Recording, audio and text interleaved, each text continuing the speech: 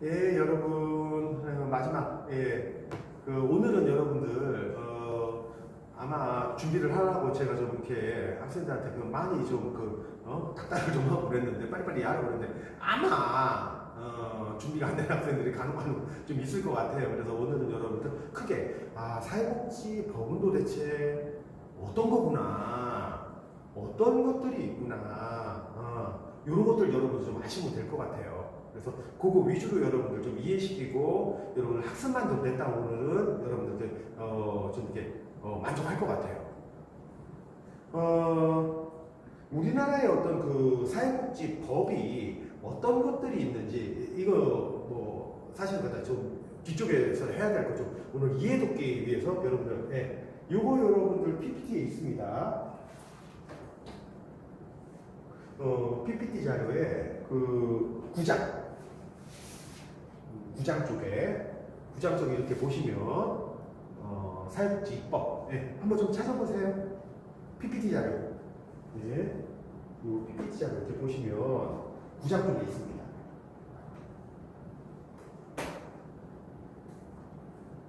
그래서 이걸 여러분들 다 외우라는 건 아니에요. 이제 뭐가 있는지 한번 쭉 한번 훑어볼게요. 요 앞부분에 이제 설명되어 있는 게 뭐냐면 여러분들 찾으셨나요? 안 찾으셨나요? 9장 쪽에 있습니다. 9장 쪽에. 9장 쪽에 이제 몇 페이지 넘기다 보면 미구정 시대도 있고 삼국 시대도 있고요. 고려 시대도 있고 조선 시대도 있고 그리고 식민지 시대도 있고요. 이게 지금 미군정 끝나고 이승만 정권 1, 2공화국은 이승만 정권 그죠? 이제 6.25 전쟁 끝나고 나서 이때까지는 사회복지라고 우리나라 절대 볼 수가 없어요. 헌법이 제대로 있는 것도 아니지. 일본한테 스탈을 그렇게 당했죠. 그러다가 어떤 거예요? 6.25 전쟁 터져가지고 우리나라가 완전히 황폐화됐습니다. 무슨 복지를 해요? 아무것도 없는데.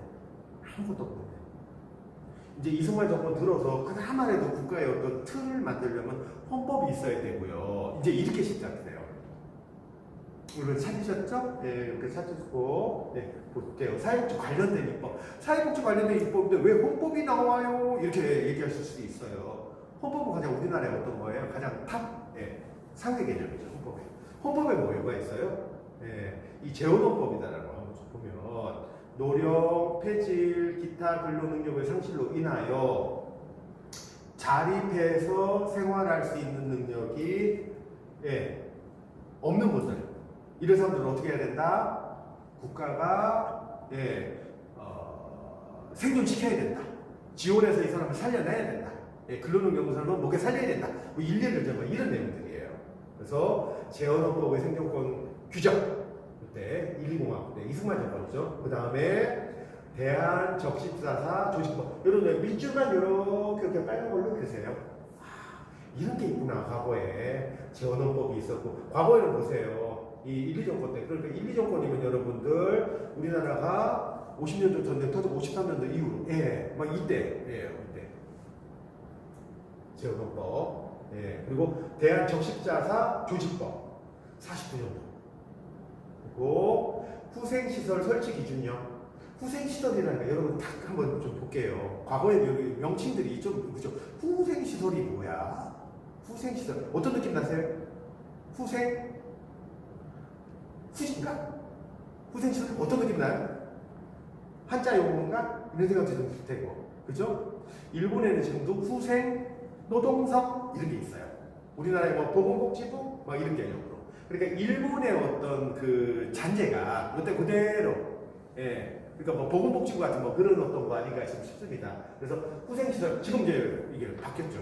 생활시설 이런 걸로 바뀌었는데 후생시설 그리고 또 후생시설 운영요령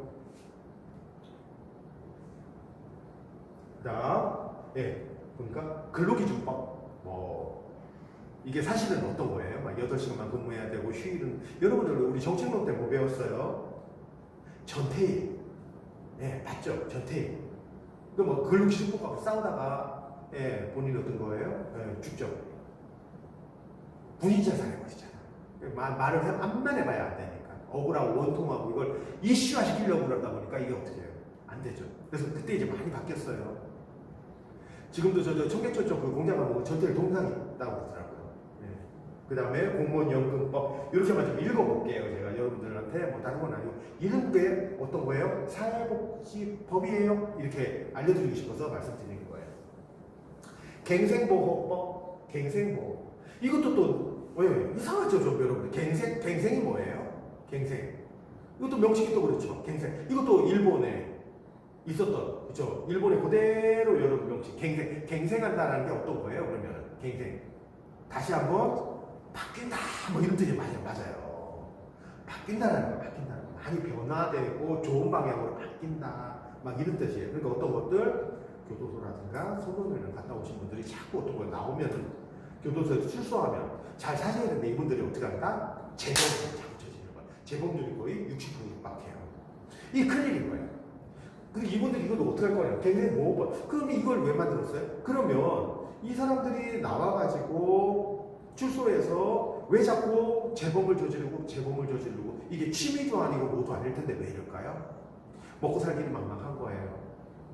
저는 이제 뭐 전과가 있습니다. 그러면 어떤 거예요? 사람들 무서워하고 같이 일 안 하려고 그러고 취업을 할 수가 없는 거예요. 그러다 보니까 홧김에 또 아니면 이제 먹고 살기 위해서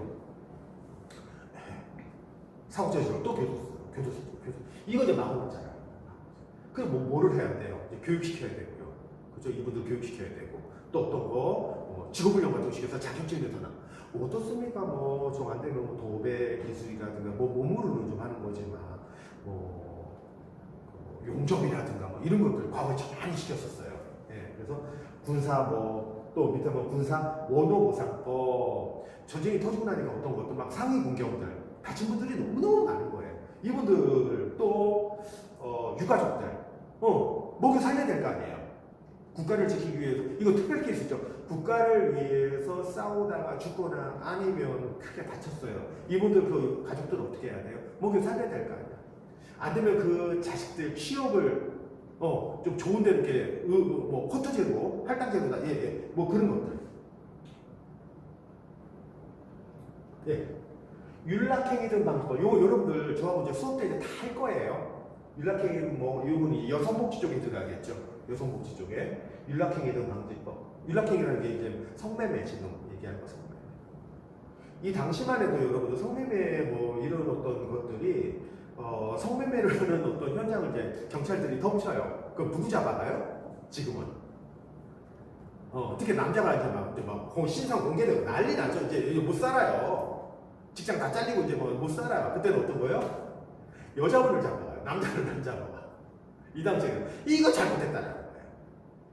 그러니까 여러분들 전에 제가 보고 한 번 좀 웃었는데, 아니 웃긴 게 아니라 좀 쇼킹했다고 그러나? 네덜란드 가면 이 성매매, 매춘부라고 그러죠. 매춘부가 국회의원이 됐어요. 그것도 막 이렇게 옷을 막 그렇게 막 화려하게 입고 막 그렇게 하고, 근데 이분들은 또 그거 하는 거예요. 근데 그 네덜란드 같은 경우 우리나라의 어떤 성매매하고 좀 달라요. 그 직업이야. 근데 우리나라 같은 경우는 어떤 거예요? 소년들 가출한 애들 데리고 가서 억지로 감금해 놓고 성매매 시키고 그 포주들이 돈 뜯어내고 그제 밥도 안 먹이고 도망간 거 막 때리고 이거 강압적인 거란 말이에요. 이것 때문에 이제 발끈 일어난 게 지금 우리 성매매 뭐 이제 윤락행위 뭐 이런 거죠. 그 다음에 생활보호법 이게 아까도 말씀드렸듯이 먹고 살아요. 자리 능력이 없어요. 빈곤해요. 이 사람 국가에 대해서 해결을 줘야 된다. 아동복리법, 아동복지법이죠. 한마디로 아동복지법. 선언보호법, 요건 여러분들 있는데 아직 시행은 안 돼요. 제가 이제 이거 보면 제가 좀 재밌는 얘기인데 그 부산에서 제가 근무를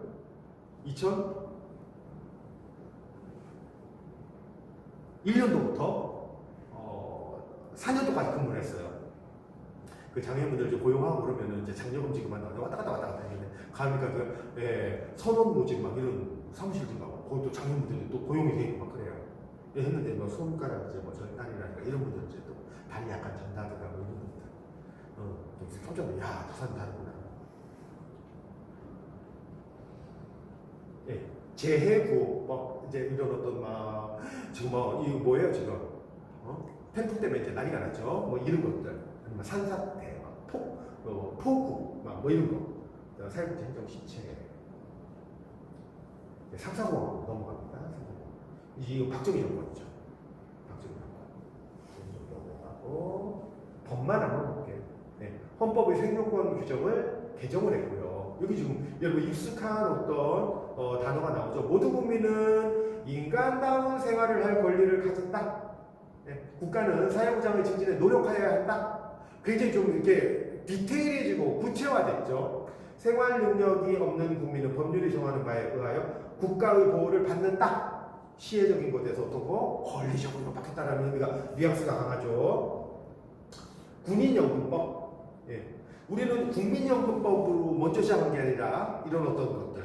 예, 좀 특색이죠. 군인들, 공무원들, 뭐 이렇게 이제 시작됐어요. 제일 늦게 되는 게 어떤 거예요? 국민연금이에요. 저는 이제 사립학교 교직원연금이라고 이렇게 특수 어떤 기관들에서 먼저 시작했고요. 그 다음에 전 국민 대상으로 국민연금법. 그 다음 산업재해보상법. 야, 이런 것들이 있구나. 여러분들 이런 거예요. 사회복지관은. 제목만 여러분들 좀 쭉쭉쭉쭉 읽을게요. 그리고 의료보험법. 지금 뭐예요? 건강보험법. 이렇게 명칭이 바뀌었죠. 사회복지사업법. 사회복지기관 좀 어떻게 운영하는지 뭐 이런 것들.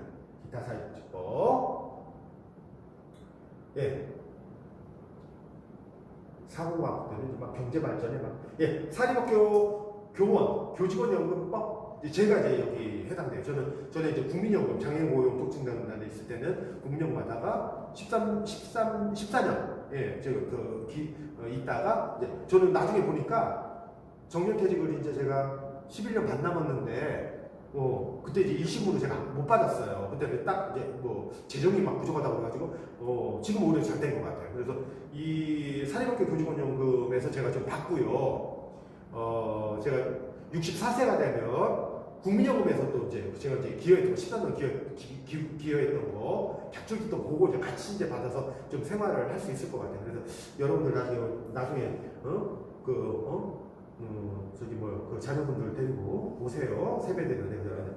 그래도, 배추잎을 하나씩 우리 애들한테 줘야 돼요. 떡국같이 먹고 그렇게 할게요. 우리 나는 또 대한독립한테 3명 나가지고 그냥 할아버지한테 빨리 돈 달라고 그래가지고 연습시켜가지고 저라는 거 연습시켜서 오고 그럴 것 같습니다. 국민복지연금법. 여기 이제 국민연금 개정의료보험법, 의료보호법, 의료보호. 이거는 여러분들 어떤 거예요? 어떻게 여러분들 생각을 하시면 되냐면 국민기초생활보장제도 그 수권자들 있죠? 고분들하고 그게 이제 1종, 2종은 저소득층들. 이렇게 병원에 가면 의료비가 이제 장난이 아닌 거예요. 안 그러면 여러분들 이분들 특히 일을 못 할까요? 나는 일을 할 수 있는데도 국가로부터 도움받는 거 즐거울까요? 절대 그렇지 않아요. 근데 받을 수밖에 없는 거야. 왜? 아파요. 많이 아프세요. 많이들 아프세요. 이 병원비는 어떤 거예요? 다 국가에서 아주 저렴하게 받든지 아니면 무상으로 다 지원해 주는 거죠. 그 다음에 공무원 및 사립학교 교직원 의료보험법. 네, 이게 생겼고 5공화국. 네, 헌법의 생존권 규정 강화. 국가는 사회보장, 사회복지 증진에 노력할 의무를 진다. 더 강조됐죠. 국가의 어떤 의무. 사회복지사업기금법, 사회복지 공동모금회라든가 뭐 이런 것들. 아동복지법 61년도 이거를 81년도 이렇게 제정했어요. 복리법이 한마디로 개정된 거예요. 한마디로. 명칭이 바뀐 거예요. 심신장애자복지법. 이때만 해도 어떤 거예요? 여러분 장애자 표현 맞아요? 틀려요? 장애인 이렇게 하죠. 이때는 장애자 이렇게. 노인복지법, 국민연금법, 최저임금법, 의료보험법이 또 개정이 됐고요. 사회복지사업법이 또 개정이 됐고요. 네. 재정은 새로 만드는 거, 개정은 어떤 거예요? 바꾸는 거. 네. 조금 바꾸는 거. 또 좋은 방향을 바꾸는 거. 바뀌어야죠. 패칭, 이건 뭐예요? 없애는 거예요. 이거 지금 현실에 안 맞아. 생활보호법이 또 개정이 됐고요. 갱생보호법이 또 개정이 됐고요. 바뀌는 거예요. 아직까지도 어떤 거 86년도인데도 갱생보호법을 계속 쓰죠. 갱생 좀 표현이 6공화국 보호관찰법. 이것도 이제 이런 거 사회봉사 활동 뭐 이런 거 이제 막 시작이 됐어요. 모자복지법 지금 어떤 거죠? 모 엄마 자녀 어떤 거 한국모 가죠. 그럼 왜 부자복지법은 없어요? 제 후배가 와이프가 죽었어요. 애들 어릴 때. 그러니까 얘는 두 애가 있는데 물론 이제 그 어머니 도움 이제 받아서 그 아파트 이제 근처에 좀 살면서 엄마가 이제 좀 낮에 이렇게 좀 챙겨주고 얘들 지금 하나가 고등학교 하나 올라가고 둘째 이제 딸내미가 중학교인데 하여튼 이제 막 이게 그걸 뭐라고 그러지? 결혼을 다시 하는 걸? 재혼하면 이게 이제 하도 이제 막 안 좋은 얘기가 듣고 그러니까 얘들 이제 대학 가면 하겠다. 얘들이 이제 지들이 좀 이렇게 하고 난 다음에 지들 지킬 수 있을 때 그냥 하겠다 해가지고 그럼 이건 뭐예요? 부자복지법이잖아. 부자복지법이 왜 안 돼요? 그래가지고 이 명칭이 이거는 적합하지 않다. 지금 하도 뭐 사회가 이제 다변화되고 막 이렇기 때문에 그러면 또 뭐예요? 엄마하고도 안 살고 아빠하고도 안 살고 누구하고 살아요? 할머니하고 살아요. 할아버지하고 살아요. 돌볼 사람이 없어서. 조선 가정도 많잖아. 그래서 한부모 가정제법. 이게 나중에 좀 바뀝니다. 이때는 모자보죠. 과거에는 엄마가 거의 대한테 거의 안 돼. 요즘 뭐 의료보험 꼭 개정됐고요. 장애인 고용 촉진 등에 관한 법률. 고용이 잘 안 되니까.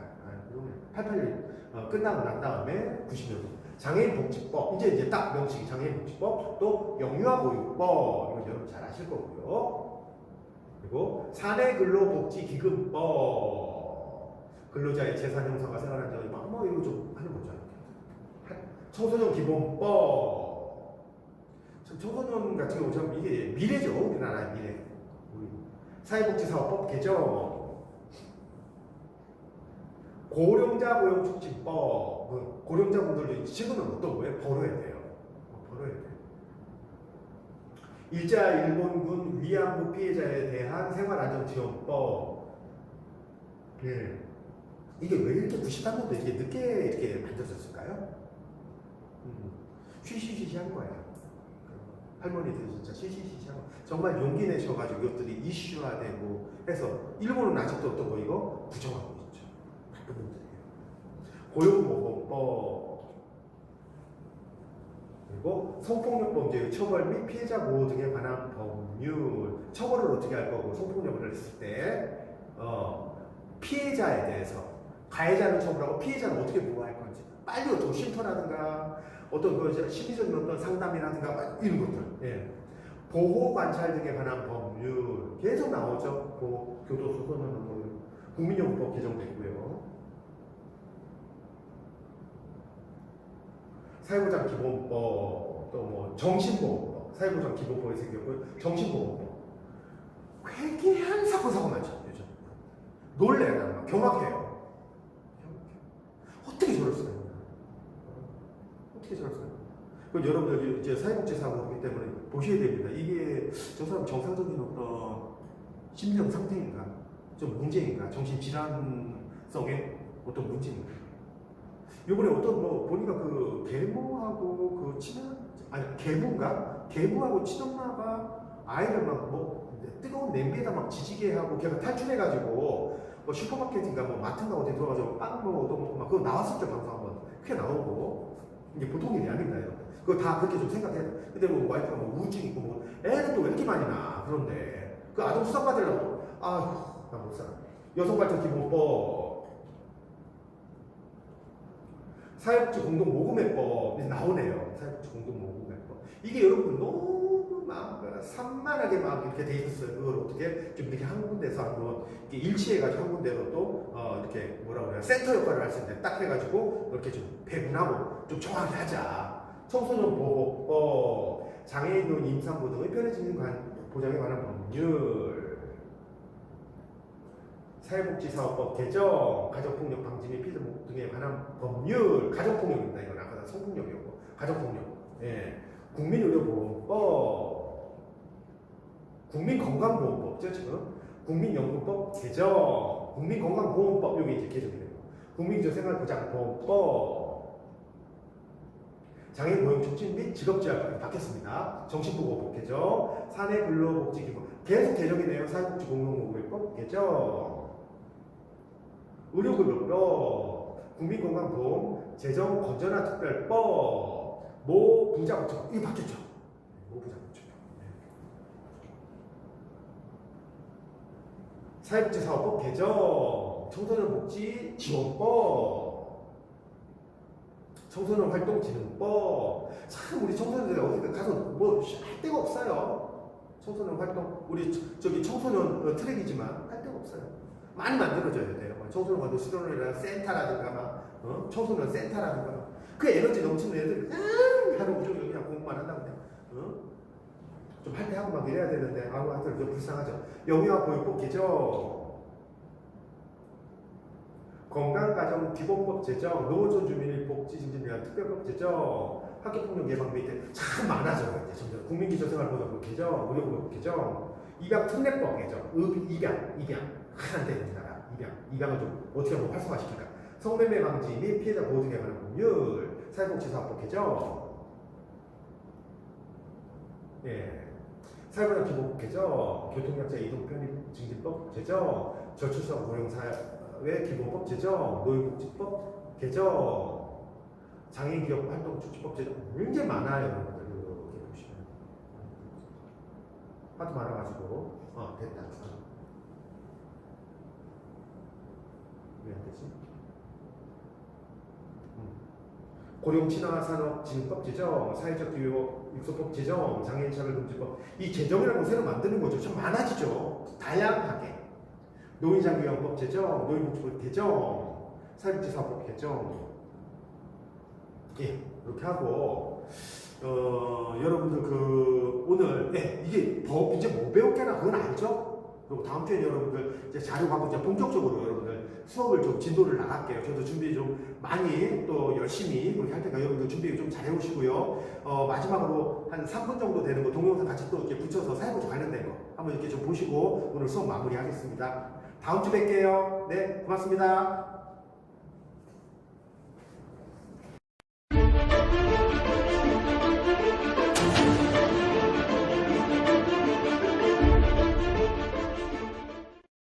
사회복지의 역사를 파헤쳐보면 정말 재미있는 일화와 역사들이 많이 있습니다. 지금은 당연하게 생각하고 진행되고 있는 법과 제도 등이 당시에는 큰 선택이었다는 것에 놀라지 않을 수 없죠.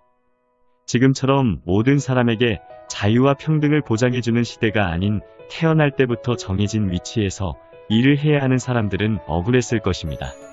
배고픈 사람은 한없이 배고프며 억울해도 표현하지 못하던 시대가 있었죠. 서양은 동양보다 앞서 이런 인간의 존엄성과 빈곤의 차이를 해소하기 위해 노력했습니다. 대표적으로 1600년대 영국에서 시작된 구빈법이라는 것입니다. 사회복지학을 공부하는 많은 사회복지사들에게 사회복지 역사의 기준을 정하는 사건이기도 합니다. 중세시대 서양 즉 유럽은 봉건적 제도의 틀에 살게 되면서 귀족과 서민 또는 노예라는 계층으로 살아가고 있었습니다. 명령과 학대는 기본이었지만 이런 불평등에서 평등을 외치는 노예들의 불만은 자꾸 늘어만 갔죠. 불만은 곧 국가의 내부적 불안 요소로 작용하기 시작했습니다. 이런 문제를 해소하기 위해 여왕은 칼을 빼들었죠. 빈민구제, 불황자의 정리를 목적으로 하는 이제 우리는 시간여행을 떠나 15세기부터 16세기에 벌어진 일들이 궁금해졌을 겁니다. 엘리자베스 여왕과 구빈법에 대해 그냥 궁금해서 검색질을 해보겠습니다. 당시 15세기 말 영국은 봉건사회 속에서 귀족들은 배부르고 귀족에 귀속된 농민들은 배고픔을 느끼고 있었죠. 하지만 배고픈 농민들은 더 많은 돈을 벌기 위해 자신들이 살고 있는 지역을 벗어날 수 없었습니다. 더군다나 흉작의 아이까지 출산하게 되자 기근이 찾아왔고 남아있는 봉지나 땅에 농사를 지어 생계를 해결하려고 했습니다. 이미 귀족들은 빈 땅이나 소유자가 불분명한 땅에 금을 긋고 돌담을 쌓아 자신들의 땅이라 주장합니다. 소유권 주장, 우리는 그걸 엔클로저 운동이라고 말하죠. 땅을 잃거나 빼앗긴 농부들은 실업자가 되었고 이에 불황자가 되었습니다. 불황자의 수는 굉장히 빠른 속도로 늘어만 갔죠. 귀족들의 땅 욕심에 한순간 농부들은 불황자가 되었고, 이와 함께 사회 문제가 발생하자 영국왕실은 해결 방법을 찾습니다. 하지만 어이없게도 영국왕실은 이런 생각을 하게 됩니다. 일을 하지 않는 불황자는 죄인이며 매질과 구금으로 처벌해야 한다. 어이없는 생각이지만 그들은 그걸 당연하다고 판단했습니다. 불황자들은 강제로 노동을 해야 했고, 이를 거부하면 채찍과 고문, 감옥살이로 처벌받았죠. 2012년도에 개봉한 레미제라블이란 영화를 참고하면 당시 유럽의 빈민정책에 대해 매우 정확하게 확인할 수 있습니다. 영국 엘리자베스 여왕은 좀 더 효과적으로 불황자들을 관리하길 원했습니다. 그래서 불황자를 크게 세 가지 유형으로 분류했죠. 사람을 마치 동물처럼 등급을 매기는 어이없는 상황까지 치닫습니다. 첫 번째는 노동 능력이 없는 빈민과 두 번째는 노동 능력이 있는 빈민입니다. 마지막 세 번째로 아동. 그냥 애들을 말합니다. 노약자나 병든 자, 시각장애인, 정신장애인 등은 노동 능력이 없다고 판단하여 구빈원이라는 시설로 강제 수용 조치합니다. 반면 그 외의 사람들은 노동 능력이 가능하지만 게으른 사람들이라 판단하여 참혹한 작업장으로 보내져 평생 강제 노역에 시달리게 됩니다. 애들은 그냥 조용히 공부나 하라며 교육장으로 보내집니다. 우리는 이 영국의 빈민법이라는 것을 다시 한번 생각해봐야 할 것입니다. 빈민법을 처음 제정한 엘리자베스 여왕의 생각부터 헤아려 보죠. 한 국가의 왕이자 절대권자에게 빈민들은 어떻게 보였을까요? 마냥 못 사는 사람들이라고만 생각했을까요? 귀찮고 처치하고 싶은 사람들이라고 단정하지는 않았을 겁니다. 엘리자베스 여왕은 보다 살기 좋은 세상, 보다 건강하고 튼튼한 국가의 미래를 보았을 겁니다. 물론 무엇이든지 실수와 오판은 있기 마련입니다. 엘리자베스 여왕은 자신의 무능력과 짧은 견해에 정치를 하지는 않았을 것이니까요. 그래도 영국의 구빈법은 최초로 종교가 빈민을 구호하지 않고 국가가 나서는 시작을 알리게 하였고, 공공부조가 왜 필요한지 알게 해준 소중한 법이었습니다. 그에 따라 사회복지라는 제도와 법을